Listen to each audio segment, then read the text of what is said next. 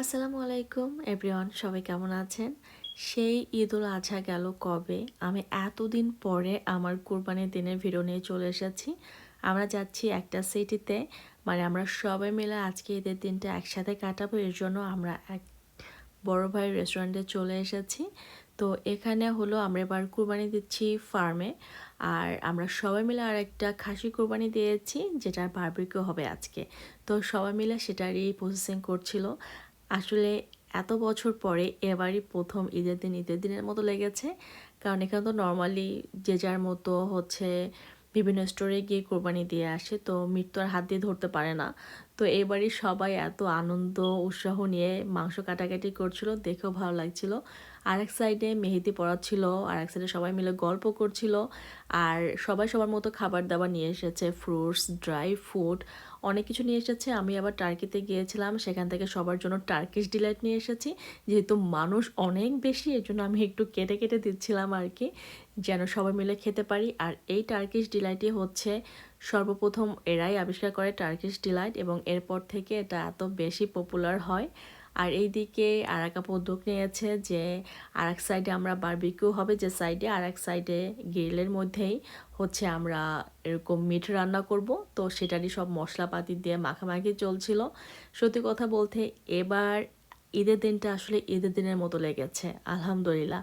এবং এই ঈদের দিন আমার আসলে বহু বছর মনে থাকবে। আর এদিকে বারবিকিউর কিছুটা মিট হওয়ার পরে কিছু বার্গার বানিয়ে নেওয়া হয়েছে, কারণ এখানে অনেক অনেক বাচ্চারা আছে, ওরা এত বেশি এনজয় করছে, ওরা খাবার দাবারের কথা ভুলেই গেছে। তো এই দিকে তো হচ্ছে অনেক আছে, সব ভাইয়েরা মিলে খুব সুন্দর করে বারবিকিউ করছিল। সত্যি কথা বলতে বারবিকিউটা খেতে এত বেশি মজা হয়েছিল। এটা হতে পারে যে অনেক মানে ফ্রেশ মিট ছিল এর জন্য হতে পারে, আবার হতে পারে যে কোরবানির দিন তো আসলে সব কিছু এক্সট্রা এক্সট্রা ভালো লাগে, সেটাও হতে পারে। আর সবাই যেহেতু ছিল, এটাও আরেকটা কারণ হতে পারে। অসাধারণ ছিল আর কি এটা টেস্ট। আর এইদিকে তো হচ্ছে সবাই সবার মতো ফ্রুটস নিয়ে আসছিল, ডেজার্ট বানিয়ে নিয়ে আসছে। আর আমি যেহেতু দূর থেকে গিয়েছি, আমার একটু প্ল্যান ছিল ডেজার্ট বানিয়ে নেব, বাট আবার বলছিল তুমি কোনো ঝামেলার মধ্যেই যেও না, কারণ আসলে সবাই জানতো আমি হলিডেতে একদিন আগে হলিডে থেকে এসেছি। আজকে কোরবানি ঈদের জন্য এত দূরে এসেছি, আবার কালকে আমার বাসায় গেস্ট আসবে। সব কিছু মিলিয়ে তারপর আমি কিছু ড্রাই খাবার দাবার নিয়ে গেছিলাম সবার জন্য। তো এই তো সবাই মিলে খুব বেশি মজা করছিল, মানে মিট হচ্ছিল আর গরম গরম সবাই মিলে খাচ্ছিলাম আমরা। আর এইদিকে হচ্ছে ওই মিট দিয়ে র্যাপ বানানো হয়েছে, বার্গার বানানো হয়েছে, সালাদ দিয়ে সবাই খেয়েছে। আসলে একটা প্রপার যে ঈদ বলতে যেটা বোঝায়, আমরা দেশের যে ঈদ মিস করি, একদম সেরকম একটা ঈদ কাটিয়েছি। আলহামদুলিল্লাহ অনেক বেশি ভালো লেগেছে। শুধু আমরাই না, ভাইয়ারাও সবাই অনেক মজা করেছে, বাচ্চারাও সবাই অনেক মজা করেছে, মানে যে যার মতো মজা করেছে। এই তো আমাদের হাঁড়িতে মাংস মাখামাখি চলছে এখনও। মানে ভাইয়ের রেস্টুরেন্ট থেকে আমরা হাঁড়ি হচ্ছে মানে ধার নিয়েছি। তো সব মিট টিট মাখানোর পরে এখন গিয়ে বসিয়ে দেওয়া হবে গ্রিলের উপরে। তো সেটারই প্রিপারেশন চলছিল, আর আমি ছিলাম ক্যামেরাম্যান। সো আমার কাজই হচ্ছে শুধু ঘুরে ঘুরে ভিডিও করা, আর সেই ভিডিও বা ছবি সবাইকে সাপ্লাই দেওয়া। তো এটাই হচ্ছে কাজ। আমি কিন্তু এখানে কারো ফেস রাখি নাই, আমি চাচ্ছি না কারো প্রাইভেসি নষ্ট হোক। শুধু অনেকের ফেসই আসছে, আমি আর কারো চেহারাই এখানে দেখাই নাই, কারণ যার যার প্রাইভেসি আছে। আপনারা আমাকে কমেন্ট করে জানাতে পারেন আপনাদের কার কেমন গিয়েছে এলো কোরবানির ঈদ। আসলে অনেক দিন হয়ে গেছে, এখন সব কিছু মনে নাও থাকতে পারে। সত্যি কথা বলতে আমি ভিডিও এডিট করতে এসে আমারও অনেক কিছু নতুন করে মনে পড়ছে। আর এই তো এই দিকে হচ্ছে এক আপার গার্ডেনে রুবার্ব হয়েছে, আর এক আপা সেটা দিয়ে ড্রিঙ্কস বানিয়েছে।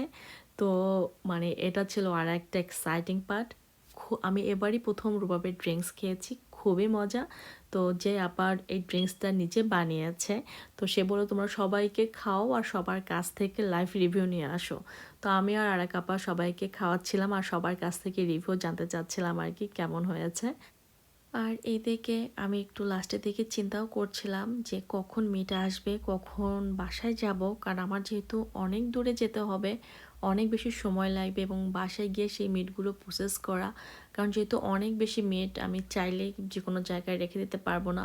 আমার সেগুলো ভালো করে প্যাকেট করে তারপরে রাখতে হবে, তারপর সবার বাসাটা আলাদা করতে হবে। বাট আবার যেতেও ইচ্ছা করছিল না, মনে হচ্ছিল দেরি হলেই ভালো হয়, সবার সাথে একসাথে থাকতে পারছি আমরা। এদিকে এক আপা তিরামিসু বানিয়েছিল আর এক আপা মানে সেমাই রান্না করেছিল, খুব বেশি মজা ছিল খেতে খেতে। এদিকে আমাদের মিটও চলে আসছে, যেহেতু আমরা অনেকজন মিলে কোরবানি দিয়েছি, সো এখানে অনেক অনেক মিট এসেছে এবং আরও ওরা বের করে নিয়ে আসতেছে ওদের ভ্যান থেকে। এবার আমরা প্রত্যেকজন এখান থেকে দুটো দুটো করে বক্স মানে পেয়েছি আর কি। তো এইদিকে আমরা যে রান্না করেছিলাম গ্রিলের উপরে, সে রান্নাটাও হয়ে গেছে।